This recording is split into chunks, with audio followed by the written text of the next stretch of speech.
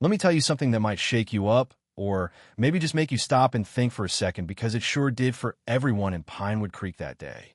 There we were, crammed into the old Riverside Diner, the kind of place where time stands still and nothing really changes until the day a faded string of numbers on a man's forearm brought the whole place to a screeching halt. I'm talking about Elijah Morgan, a name folks used to overlook, and the line of Marines who snapped to attention for him, shattering every unspoken rule in that Mississippi town. Now, let me back up. SEC Pinewood Creek was the sort of town that prided itself on tradition, for better or worse, and Elijah was just part of the landscape, like the battered oaks or the chipped paint on the diner sign. He was 74, tall, but a little stooped, quiet as a shadow, and stuck to his morning routine like clockwork. Walk to Riverside, claim his spot, order his eggs and black coffee, endure the lukewarm stares and colder service. It was a small act of defiance, returning every day to a place that barely tolerated him, but you could see it in his eyes, that stubbornness. He'd been through worse. People wondered why he stuck around when so many others had left. Even his grandson Marcus, now a sharp law student up in Atlanta, used to beg him to pack up and start over somewhere new. But Elijah always said, "This is my home, son. Been here 68 years except for Vietnam.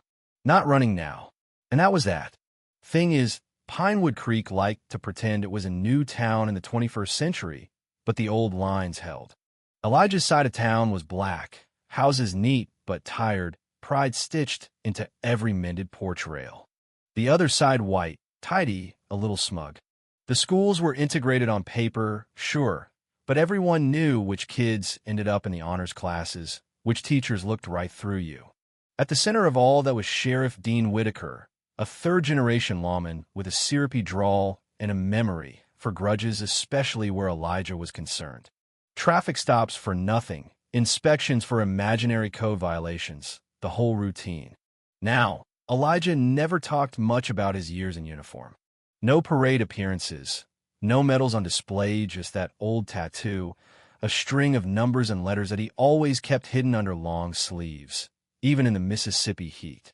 But that Tuesday in April, maybe because his arthritis was acting up, or maybe because something in him had just had enough, Elijah left the house in a short-sleeved polo, tattoo on display for the first time in years. He had no idea that simple choice would change everything. The diner that morning was the usual cast of characters: farmers, office workers, retirees, and Brenda the waitress, who made a performance of barely tolerating Elijah, serving him last like it was an Olympic event. That's when a group of young Marines strode in, all loud voices and military haircuts, fresh from training at Camp Reynolds. Folks glanced up. Wary but respectful military service was the only thing that could cut across Pinewood Creek's social lines, at least in theory. But Tyler Hopkins, local loudmouth and self-appointed keeper of the social order, decided to stir the pot. "Say, old-timer, what's them numbers on your arm? You some kind of ex-con?" The whole place tensed, waiting for the old script. Elijah's quiet, dignified silence, Tyler's smirking escalation. But that's when everything flipped. One of the Marines, a solid guy named Jackson, snapped upright, his eyes wide. "Sir, is that the Myeong Delta coordinate sequence?" he asked, loud enough for everyone to hear. Time seemed to stop. Elijah looked up, startled, and Jackson crossed the diner, respectful, almost awestruck. "Charlie Company, Special Ops, November 70. You were there." Elijah nodded quietly. "December. Actually," and the young corporal saluted, crisp and precise. Then, one by one, every Marine in that diner stood and saluted Elijah Morgan, the invisible man in his own town. Let me tell you, you could have heard a pin drop. That's when Sheriff Whitaker stormed in, face flushed, hand near his pistol. "What in God's name is going on?" he barked. But those Marines didn't move, didn't break formation. The owner, Frank, tried to keep the peace, but Corporal Jackson cut him off. "Sir, we're honoring a war hero." Whitaker seethed, but for once, nobody backed him up. Elijah, still seated, tears in his eyes, finally stood and returned the salute, his dignity filling the room. Jackson explained it all: the numbers, The covert mission to rescue POWs that Elijah had led against orders, saving black and white soldiers alike. How the operation had been buried by the Pentagon, medals downgraded or never awarded, and the men sworn to silence. The diner's regulars listened, some skeptical, some shaken, as the story unfolded, a story Pinewood Creek had tried to erase, but couldn't anymore. But you know how small towns work, news traveled fast, and by sundown, everyone had heard some version of what happened to the diner. Elijah's walk home that evening was different. Cars slowed, some folks glaring, others nodding, and he knew trouble was coming. It didn't take long. Next morning, hateful graffiti on his porch. Groceries suddenly cash only. Prescriptions delayed. Each act of harassment was petty, plausible, but the message was clear. Step out of line, and you pay the price. But something new crept in, too. A casserole left on the porch by a white teacher, dinner from the local Chinese restaurant, Marines dropping by, with supplies small, quiet acts of solidarity. Even Brenda at the diner got fired, finally caught for spitting in Elijah's food for years. Frank, the owner, said he wouldn't have it, not to American heroes. But things escalated fast. Marcus lost his internship. Word was Whitaker had made some calls.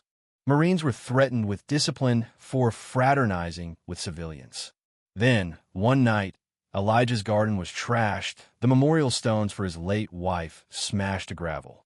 That's when Caroline West showed UPA reporter, sharp-eyed and relentless, ready to tell Elijah's story. They dug into town records, uncovering decades of buried history. Black families stripped of land by forged deeds, property shifted to white ownership just before valuable mineral surveys. It was personal. Elijah's family's land had ended up part of the Whitaker estate. Systematic, deliberate, and no exposed. Then came the breaking point: gunshots fired at Elijah's home. Marcus was hit, Marines returned fire, and suddenly the state police and even the FBI were knocking on Pinewood Creek's door. Whitaker tried to play it off, but Marcus identified the shooters, Tyler and 2 deputies with department weapons. The old order was crumbling fast. Elijah made his move, retrieving decades of meticulous documentation, a journal kept by his late wife, letters, photographs, official complaints. Caroline published the story. The national press descended. State authorities launched investigations into not just the shooting, but into decades of civil rights violations and property theft. Arrests followed Whitaker, the deputies, Tyler. Suddenly, Pinewood Creek's carefully kept secrets were national news. But here's the twist, the part that stuck with me. For every act of cruelty, there was a moment of real change. The Marines organized a ceremony, finally awarding Elijah the Distinguished Service Cross he'd been denied. The town's Veterans Memorial was rededicated, black veterans' names engraved for the first time. The stolen land was returned, with compensation, and Elijah used it to open a community center in the old diner, turning a place of humiliation into one for reconciliation. Even Whitaker, facing prison, admitted what had happened. I can't undo what was done to you, but I can finally stop lying about it. And that's something, even if it's not everything. Pinewood Creek is still working through its real change. Takes more than one hero, more than one reckoning. But that's the thing about truth. Once it's out, you can't put it back in a box. Elijah Morgan's story didn't just change one town. It became a beacon for others, reminding us that dignity sometimes means standing your ground quietly, documenting every slight, waiting for the moment when someone finally listens.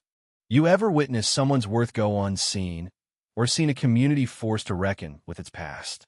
Maybe it's time we ask ourselves what buried truths in our own towns could change everything if we brought them to light. Should we chase accountability, reconciliation, or both? Drop your thoughts below. If this story moved you, share it, hit that like button, and subscribe for more stories about the quiet heroes whose courage can change the world. Because sometimes standing in your truth, even if it takes 50 years, is how you transform not just your life but your whole community.